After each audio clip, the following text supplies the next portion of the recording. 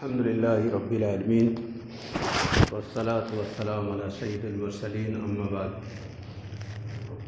عزیز دینی بھائیو، قرآن مقدس میں بنی اسرائیل کا تذکرہ اللہ نے بہت کیا۔ یہ بہت قابل غور بات ہے۔ قرآن بار بار غور کرنے کی بات بھی کرتا ہے، بلکہ قرآن مقدس نے ایک آیت میں تو یہ کہا، یہ کتاب نازل ہی اس لیے کیا ہے کہ لوگ اس پر غور کریں، یہ بنا سمجھے پڑھنے کے لیے نہیں آئی تھی، یہ تو ہم نے اپنی طرف سے گڑھا ہے۔ اللہ نے کہا یہ کتاب اتارا ہی اس لیے کہ لوگ اس کو غور کریں اور پھر اس پر عمل کریں۔ اور قرآن کی ہر بات اپنے اندر بڑی حکمتیں اور بڑے حقائق اور بڑے رموز چھپائے ہوئے ہوتے ہیں۔ مثلاً یہی بات بنی اسرائیل کا ذکر اتنا قرآن میں کیوں کیا؟ یہاں تک کہ بنی اسرائیل کے نام سے قرآن میں ایک پوری سورہ بھی ہے۔ وجہ یہ ہے کہ اس زمین پر ان سے زیادہ معزز کوئی قوم ہی نہیں پیدا ہوئی۔ بنی اسرائیل وہ لوگ، یہ وہ قوم ہے جو نبیوں کا گھرانہ ہے۔ ان کے گھر میں ہزاروں نبی پیدا ہوئے، یہ نبی کا گھرانہ ہے۔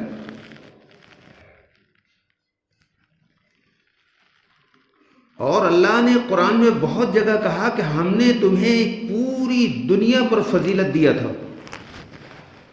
یا بنی اسرائیل اذکروا نعمتی التی انعمت علیکم انی فضلتکم علی العالمین، ہم نے سارے عالم پر تجھے فضیلت دیا تھا۔ ایسی معزز قوم جو نبی کا گھرانہ، جب اس نے اللہ کی کتاب کو پسے پشت ڈال دیا اور اپنی من مانی زندگی گزارنا شروع کیا، تو اللہ نے بنی اسرائیل کے ساتھ کیا کیا جانتے ہیں آپ؟ مطلب یہ دنیا کی سب سے معزز قوم ہے، نبی کا گھرانہ ہے، نبیوں کی اولاد ہے، اللہ نے ان پر غلامی مسلط کر دی۔ یہ میں بہت اختصار کے ساتھ بتاؤں گا۔ 300 سال تک فرعون کی غلامی بھی یہ قوم رہی۔ کتنا دن بھائی؟ 300 سال بہت ہوتا ہے۔ فرعون کسی آدمی کا نام نہیں ہے، بلکہ مصر کے تخت پر جو رولر ہوتا تھا اس کا لقب فرعون تھا۔ تو فرعون کئی گزرے،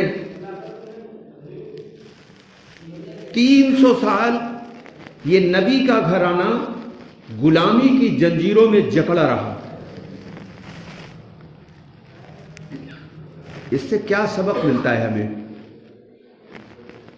کہ جب اتنے اعلیٰ ترین گروہ جو نبی کا گھرانہ ہے، جب اس نے اللہ کی کتاب کی رہنمائی میں زندگی گزارنا چھوڑ دیا، تو اللہ نے غلامی کی توق ان کے گلے میں ڈال دیا۔ ہماری تو کوئی اوقات ہی نہیں بھائی، وہ نبی کا گھر ہے۔ اور کتنے دن رہے وہ؟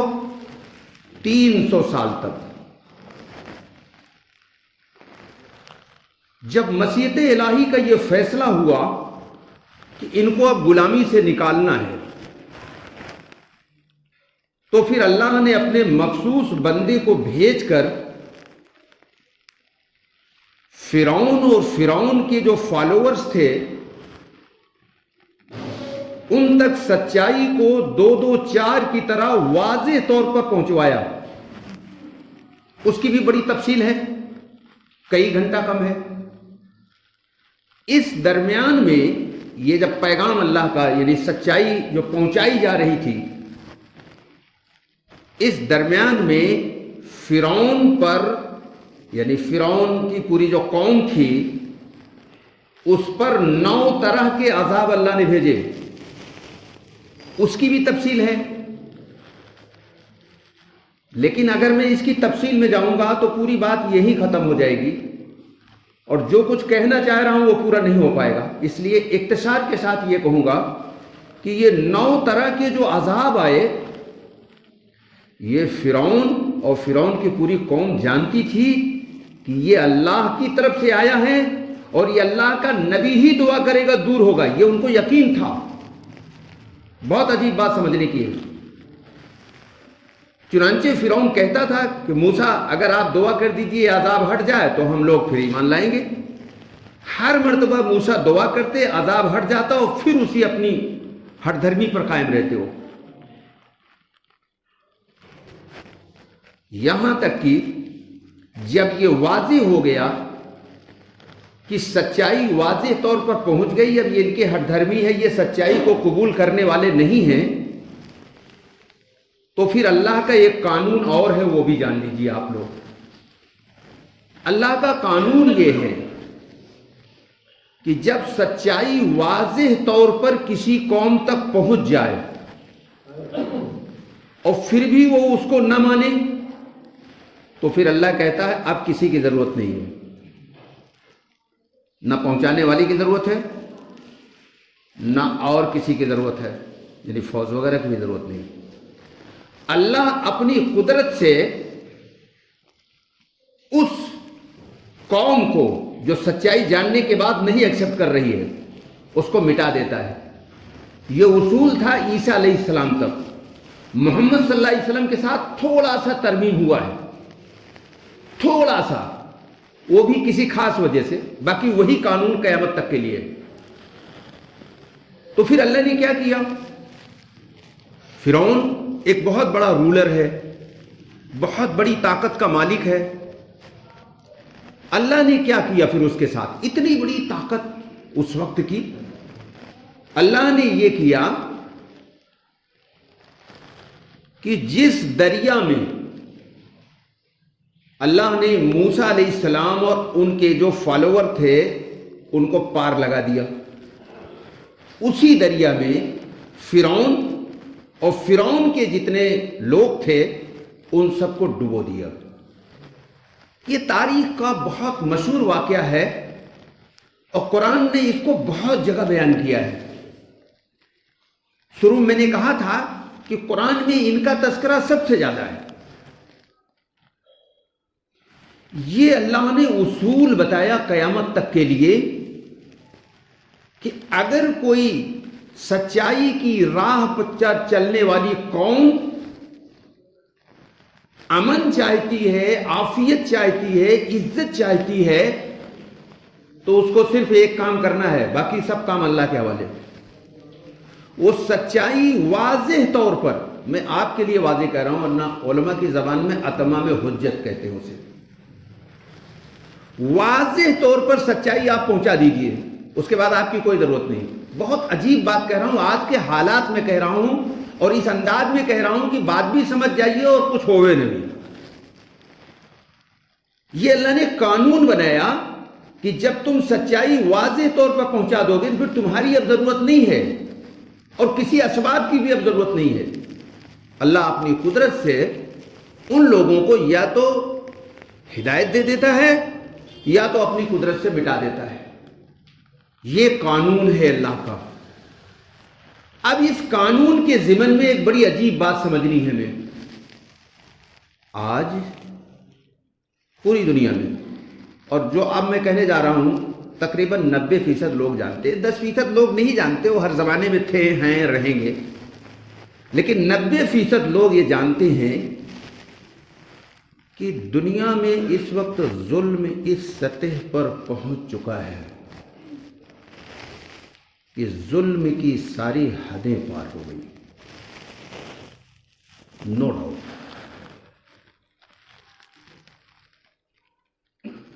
اور ہماری اور آپ کی طرح لاکھوں مسجدیں ہیں، لاکھوں مسجدوں میں دعائیں ہو رہی، کچھ ہو نہیں رہا ہے۔ کہ بھی غور کیا ایسا کیوں؟ ایسا کیوں ہے؟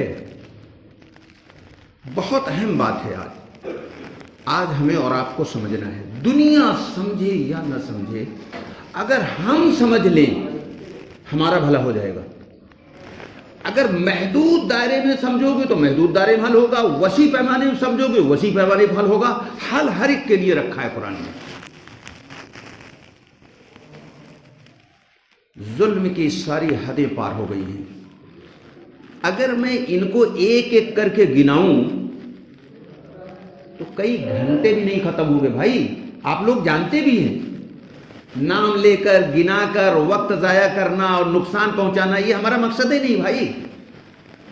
ہمارا مقصد یہ ہے کہ آپ اصل بات سمجھیے میں کیا آج کہنا چاہ رہا ہوں.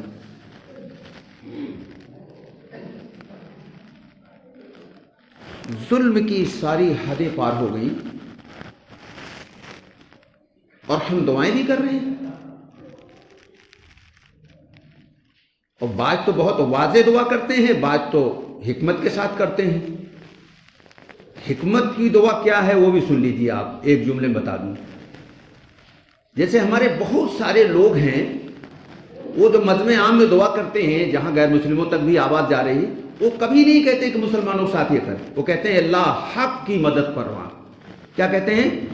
حق کا بول بالا فرما، باطل اسکیموں کو فیل فرما. یہ ہے حکمت بھری بات. کبھی بھی اس انداز کی بات نہیں ہونی چاہیے کہ سامنے والا اس کا غلط مطلب نکال لے اور اس کو ٹھیس پہنچ جائے کہ یہ تو یار صرف اپنی بات کر رہا ہے. تو بہرحال دعائیں پوری دنیا میں بہت ہو رہی ہیں، نتیجہ صفر ہے. اس کی وجہ جان لیجیے، میں قرآن سے بتانے جا رہا ہوں. سورہ انعام آیت نمبر 131 میں اللہ نے اپنا ایک قانون بتایا، ایک ضابطہ بتایا، ظلم کے خاتمے کا ایک اصول بتایا. اور یہ ایسی حتمی بات اللہ نے بتائی کہ قیامت تک کے لیے اٹل ہے یہ قانون. اس کے خلاف اللہ نے نہ کبھی کیا، نہ آج کرے گا، نہ قیامت تک کرے گا. وہ آیت یہ ہے ذالک علم یکر ربک مہلک القری بظلم واہلھا غافلون. اس کا ترجمہ یہ ہے، یہ اس لیے ہوا کہ تمہارا پروردگار بستیوں کے ظلم کے باوجود ان کو اس حال میں ہلاک کرنے والا نہیں جبکہ وہاں کے رہنے والے بے خبر ہوں. یہ ترجمہ ہے. آیت کی وضاحت درکار ہے ورنہ سمجھ نہیں پاؤ گے. یعنی یہ سچائی نہ جاننے کی بنا پر اگر یہ ظلم کر رہے ہیں، جو لوگ سچائی کا دعویٰ کر رہے ہیں ان پر یہ لوگ ظلم کر رہے ہیں نہ جاننے کی وجہ سے، تو اللہ نے ان کو ظالموں میں شماری نہیں کیا. بہت اہم بات ہے اور بہت سی آیتیں ہیں، میں ایک لایا ہوں تاکہ بات مکمل ہوئے. یہ ظالم ہے ہی نہیں، ان کو قرآن نے غافلین کہا. غافلین کا ترجمہ ہم نے بے خبر کیا. بے خبری میں اگر وہ ظلم کر رہا ہے تو اللہ کی پکڑ کا مستحق نہیں ہے. بہت اچھی طرح سن لیجیے آپ اس کو. بڑی غلط فہمی میں لوگ رہتے ہیں. میں ان آیات کو لانے کے بارے میں ایک مہینے سوچ رہا تھا اس پر بیان کروں کہ نہ کروں. اس کی بھی کوئی وجہ تھی. اس کو سمجھیے میں کیا کہہ رہا ہوں. یہ غافلین ہیں، یہ ظالم نہیں ہیں. اور غافلین کو اللہ عذاب نہیں دیتا، اس کی وجہ بھی اللہ نے بیان کیا سورہ طٰہٰ آیت نمبر 134. وَلَوْ أَنَّا أَهْلَكْنَاهُمْ بِعَذَابٍ مِّن قَبْلِهِ لَقَالُوا رَبَّنَا لَوْلَا أَرْسَلْتَ إِلَيْنَا رَسُولًا فَنَتَّبِعَ آيَاتِكَ مِن قَبْلِ أَن نَّذِلَّ وَنَخْزَىٰ. اس کا ترجمہ یہ ہے کہ اگر ہم انہیں اس سے پہلے عذاب سے ہلاک کر دیتے تو یہ کہتے کہ ہمارے پروردگار ہمارے پاس کوئی رسول کیوں نہ بھیجا کہ ہم ذلیل اور رسوا ہونے سے پہلے تیری آیات کی پیروی کرتے. یعنی یہ الزام لگاتے کہ ہم تو ناواقف تھے، ہم تو غافل تھے، ہم تو بے فکر تھے. اگر کسی سمجھانے والے کے بھیجے ہوتے تو ہم یہ ذلت اور رسوائی میں نہ پڑتے، ہم تیری اتباع کرنے والے ہو جاتے. یہ اللہ نے وجہ بیان کی کہ اگر ہم غافلین کو عذاب دے دیں غفلت کی حالت میں تو پھر وہ شکایت کریں گے کہ ہم کو لا علمی کی حالت میں عذاب کیوں دیا. عذاب تو دینے نہیں چاہیے ہمیں. جیسے اگر کوئی آدمی بھول سے روزے میں پیٹ بھر کے کھانا کھا لے روزہ نہیں ٹوٹتا، سبھی جانتے ہیں اسے، تو وہ یہ شکایت کریں گے. خلاصہ کیا ہوا ان آیات کا؟ ابھی ایک آیت اور ہے وہ بھی لاؤں گا تھوڑی دیر میں. ان آیات کا خلاصہ کیا ہوا؟ پوری دنیا کے بے خبر لوگ، جس کو قرآن نے غافلین کہا، یہ ظلم کرنے کے باوجود اللہ کی پکڑ کے اللہ کے عذاب کے مستحق نہیں ہیں. اگر آپ یہ چاہتے ہیں اسی نیت سے، حالانکہ اسی نیت سے نہیں کرنا چاہیے، لیکن اگر آپ اسی نیت سے کرنا چاہتے ہیں کہ انتقام اللہ لے لے ہمارے بغیر، تو آپ پر فرض ہے کہ پہلے سچائی واضح طور پر پہنچا دیجیے. آپ پہنچانے سے مطلب یہ نہیں کہ ایک ایک آدمی کو، کم سے کم اس قوم کی جو دانشور طبقہ ہے اس تک پہنچا دیجیے آپ. یہ تو بہت آسان ہے نا. پھر اللہ کہتا ہے کسی کی ضرورت نہیں، سب کو ہی ہٹ جائیے، اب میں ہوں، یہ میرا معاملہ ہے، میں ان کو اپنی قدرت کا کرشمہ دکھاؤں گا اور ان کو کیسے میں کیا کرتا ہوں اور کہاں پہنچاتا ہوں، یہ میرا کام ہے. ایک اصولی بات یہ بات ذکر دیا. ایک دوسری بات عرض کرنے جا رہا ہوں. یہ بات اللہ نے سورہ انعام آیت نمبر 47 میں کہا. یہ باتیں جاننا آپ لوگوں کو ضروری ہے. جیسے نماز کا سیکھنا ضروری ہے بھائی، سب جانتے ہیں نماز سیکھنا ضروری ہے، اور روزہ بھی اس کے جو آداب ہیں جاننا ضروری ہے، حج بھی سیکھنا ضروری ہے، زکوٰۃ بھی سیکھنا ضروری ہے، اور دنیا میں ہم ظالموں کے ظلم سے بچ جائیں اس کا کیا قانون ہے یہ جاننا ضروری نہیں ہے. جب ضروری نہیں، اسی لیے تو کئی سو سال سے لات کھا رہے ہیں اور کوئی حل نہیں نکل رہا ہے. چونکہ قرآن کی رہنمائی میں کوئی کام ہی نہیں کیا جا رہا ہے. اپنے جذبات اور اپنے روش میں، اپنے جوش میں، اپنے خود ساختہ نظریات میں لوگ اچھل رہے ہیں. تو اللہ کہتا ہے اچھلتے رہو، کچھ نہیں ہونا ہے. جیسے بنی اسرائیل نبیوں کا خاندان ہے، لیکن جب انہوں نے خدا کی قرآن کی رہنمائی چھوڑ کر اپنے جذبات کی رہنمائی میں چلے تو 300 سال غلام بن کے رہے. ابھی میں نے بتایا نا، شروع بیانی یہی شروع کیا تھا. پورا قرآن بنی اسرائیل سے بھرا پڑا ہے، نبیوں کا گھر ہے، نبی کا گھرانہ ہے، بڑے مقدس اور معزز لوگ تھے. لیکن جب قرآن اللہ کی جو اس وقت کتاب تھی اس کی رہنمائی چھوڑ دیا اور جذبات کی رہنمائی میں چلے تو خدا نے غلامی کی توق ڈال دیا، اور 300 سال تک ایسی ذلت کی زندگی گزاری کہ ایک ہلکا سا بتا دوں، نہیں آپ سمجھو گے، یوں ہی کہہ رہا ہوں. بچہ پیدا ہو تو کاٹ دو، لڑکی پیدا ہو تو زندہ رکھو. یہ تھی ان کی ذلت. اور آپ کہہ رہے ہو گے آج تو ایسا نہیں ہو رہا، آج اس سے زیادہ ہو رہا ہے. ثبوت نہیں دوں گا. اگر کسی کو ثبوت لینا ہے تو بیان کے بعد بیٹھیے، میں ثبوت نام لے لے کے بتاؤں گا کہ ان کے معصوم بچوں کو کاٹ دیا جاتا تھا، اس سے زیادہ آج ہو رہا ہے.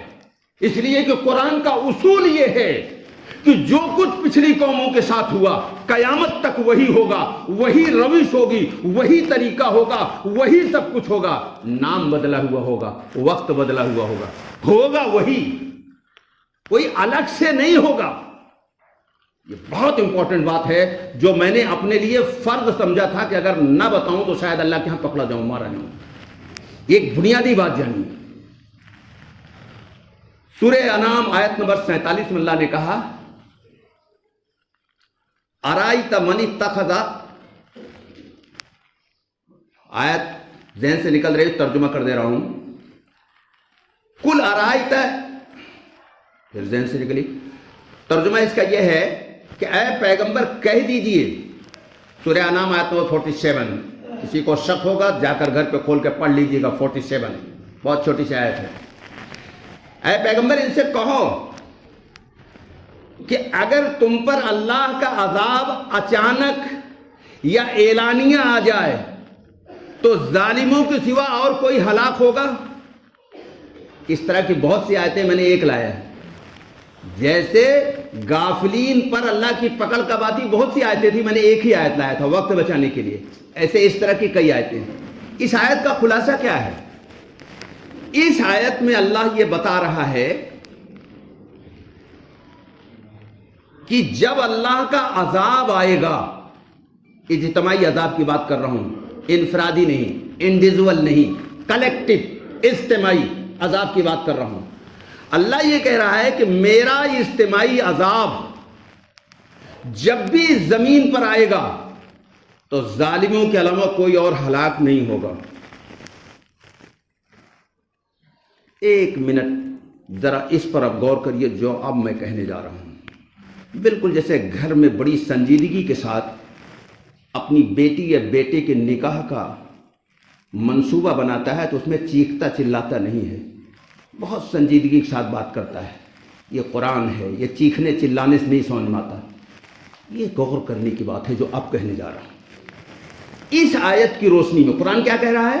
جب میرا زمین پر عذاب آئے گا تو ظالموں کے علاوہ کوئی اور ہلاک نہیں ہوگا. یہ قرآن کی آیت ہے. اب ذرا تھوڑی دیر پریکٹیکل اس کو دیکھیے. اس وقت پوری دنیا میں جتنی اجتماعی ہلاکتیں ہیں, بوسنیا, چیچینیا, لیبیا, سیریا, دریائے جہلم, فلسطین وغیرہ, بہت ہیں. میں وقت بچا رہا ہوں. یہاں کون ہے جو سب اجتماعی طور پہ مارے گئے؟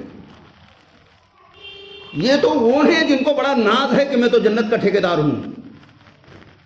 حالانکہ میں نے کئی جملے بیان کیا کہ بالکل جھوٹا اور باطل عقیدہ ہے, یہ عقل کے بھی خلاف ہے. یہ جتنی اجتماعی ہلاکتیں اس وقت پوری دنیا میں ہو رہی ہیں وہ کون ہیں؟ وہ مسلمان ہیں. اور اللہ کہہ رہا ہے ظالموں کے علاوہ کوئی ہلاک ہی نہیں ہوگا. اس کا مطلب ظالم ہم ہیں. آئیے میں ثابت کرتا ہوں قرآن سے. آخری بات قرآن کہتا ہے وَمَنْ أَضَلُّ مِمَّنْ كَتَمَ شَهَادَةً عِنْدَهُ مِنَ اللَّهِ. اس کا ترجمہ یہ ہے کہ اس سے بڑھ کر ظالم کون ہوگا جس کے پاس اللہ کی اور سے گواہی ہے اسے چھپائے. لفظ گواہی جب آتی ہے قرآن میں تو لوگ وہی گواہی کچہری والی جانتے ہیں. شہید کے معنی ہی گواہی کے ہوتے ہیں. شہادت علی الناس یعنی انسانوں پر اللہ کی گواہی دینا. کیا مطلب ہے اس کا؟ اور سب سے بڑی گواہی تلوار کے ذریعے ختم ہو جانا نہیں. سب سے بڑی گواہی پرامن طریقے سے اللہ کا پیغام لوگوں تک پہنچانا. قرآن سے ثابت کرنے جا رہا ہوں ورنہ ہضم نہیں ہوگا بعض لوگوں کو. سورہ فرقان میں اللہ کہا فَلَا تُطِعِ الْكَافِرِينَ وَجَاهِدْهُمْ بِهِ جِهَادًا كَبِيرًا. نص ہو گیا. نص سمجھتے ہیں؟ یہ مولوی کی گفتگو ہے. مولوی کہتا ہے نص ہو گیا یعنی بالکل واضح ہو گیا. اب تو قرآن سے بات آ گئی نا تو اب اس کو انکار کر ہی نہیں سکتا. فَلَا تُطِعِ الْكَافِرِينَ وَجَاهِدْهُمْ بِهِ جِهَادًا كَبِيرًا. اس کا ترجمہ یہ ہے پیغمبر کو اللہ کہہ رہا ہے کہ ان منکرین کی بات نہ مانیے, یا یہ ترجمہ کر دیجئے انکار کرنے والوں کی بات نہ مانیے. لوگ کافر مانے انکار کرنے والوں, لوگ کافر کا ترجمہ کافر کرتے ہیں, اس سے بڑا غلط اثر پڑ رہا ہے دنیا میں. جو اس کا صحیح ترجمہ وہ کرو نا. اس کا ترجمہ یہ ہے کہ اللہ کہہ رہا ہے کہ اے میرے حبیب آپ ان انکار کرنے والوں کی بات نہ مانیے, اس کتاب کے ذریعے کوشش کیجئے. جہاد مانے کوشش, پریاس, ٹھیک ہے.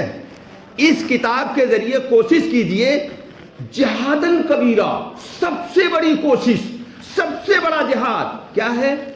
پرامن طریقے سے آدمی تک محبت کے ساتھ, وزڈم یعنی حکمت کے ساتھ اللہ کا پیغام پہنچا دینا. یہ سب سے بڑا جہاد ہے. کون کہہ رہا ہے؟ اللہ کہہ رہا ہے. یہ جو جاہل لوگ دوسرے نمبر کی سیکنڈری چیز جس کو قرآن اس کو بہت بڑی چیز سمجھتے ہیں, وہ تو مجبوراً اللہ نے اجازت دی, ورنہ اللہ اور اللہ کا رسول اس کو پسند ہی نہیں کرتے. وہ جاہل ہیں جو میرے حبیب کو جنگجو بنا کے پیش کرتے ہیں. میرے نبی صلح جو بن کر آئے تھے, میرے نبی رحمت للعالمین آپ بن کے آئے تھے, میرے نبی پوری دنیا میں سلامتی کا پیکر بن کے آئے تھے, میرے نبی پوری دنیا میں محبت کے پیکر بن کے آئے تھے. وہ جہالت ہے, کہاں کی اینٹ کہاں کا روڑا, بھانمتی نے کنبہ جوڑا. پیغمبر کی سیرت کو غلط رخ سے پیش کیا گیا.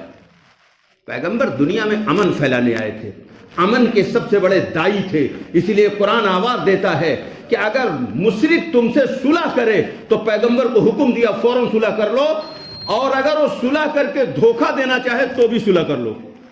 یعنی رزق ہے پھر بھی صلح کر لو. اور اللہ نے اس کی وجہ بتائی کہ صلح میں امن ہے, اور امن میں ہی دنیا کی ساری ترقی چھپی ہوئی ہے. یہ ہمارے لوگ غلط روپ سے پیش کر دیتے ہیں. اسلام سلامتی کا نام ہے، اسلام امن کا نام ہے، اسلام محبت کا نام ہے، اسلام رحمت کا نام ہے. رحمت مانے جانتے ہو؟ نفع پہنچنا. رحمت مانے نفع پہنچنا. ہم سے نفع پہنچ رہا ہے کسی کو؟ ارے پڑوسی کو نہیں پہنچ رہا ہے بھائی صاحب، بڑی کڑوی بات ہے. گورو جانتے ہو؟ دیہات میں گورو کسے کہتے جانتے ہیں آپ؟ جانور کو. جانور کیسا ہوتا ہے جانتے ہو آپ؟ یہی پس پوتر ہے کہ آپ ہی آپ چرے. یہ جانور کی خاصیت ہے، اسے اپنے پیٹ کے علاوہ کسی کی فکر نہیں. یہ جانوروں والی زندگی ہماری ہے. یہ ہنستے ہوئے چہرے، یہ خوبصورت جسم کل موت کے بعد بھڑکتی ہوئی آگ میں ڈال دیے جائیں گے. کون ہے اس کا ذمہ دار؟ کوئی احساس ہے؟ تو جب ہمیں احساس نہیں تو اللہ کو بھی احساس نہیں. اللہ نے قرآن میں بھی اور پیغمبر کے ذریعے حدیث میں اعلان کروا دیا کہ تمہاری دعائیں رد کر دی جائیں گی اور تمہیں ظالم و جابر قوموں کے حوالے کر دیا جائے گا. اور اگر اس سے نکلنا چاہتے ہو تو سورہ نور میں آواز دیا توبوا الی اللہ جمیعا ایھا المؤمنون لعلکم تفلحون. پورے قرآن میں یہی ایک آیت ہے اجتماعی توبہ کی. میں نے بہار میں ایک بار بیان کر دیا، وہ اس دور کی بات ہے جو پروگرام میں جاتا تھا، تو وہاں سے بہت سے فون آئے علماء کے کہ صاحب یہ آیت ہے کہاں قرآن میں؟ میں نے کہا سورہ نور اٹھا کے دیکھو. اللہ کہہ رہا ہے تم سب مل کر اجتماعی توبہ کرو تاکہ تم فلاح پا جاؤ. یعنی یہ اس زمین کا سب سے بڑا ظلم ہے شرک کے بعد کہ ہم انسانوں کو سچائی سے آگاہ نہ کریں، ان کو اندھیرے میں رکھیں. تو پھر اللہ نے قانون بتایا کہ پھر وہ ناواقفیت کی بنا پر اگر آپ سے نفرت کرتے ہیں، آپ کو مارتے ہیں، آپ کو ستاتے ہیں، آپ کی پراپرٹی پر قبضہ کرتے ہیں تو پکڑ کے مستحق نہیں. وقت پورا ہو گیا، بات میری پوری نہیں ہوئی. اگر کسی کو تفصیلی بات جاننا ہو تو جمعے کے بعد بیٹھیے، میں اس پر بات کروں گا. مسئلے کا حل اسی میں ہے، اس کے علاوہ کئی مسئلے کا حل نہیں. سنتیں پڑھ لیجیے.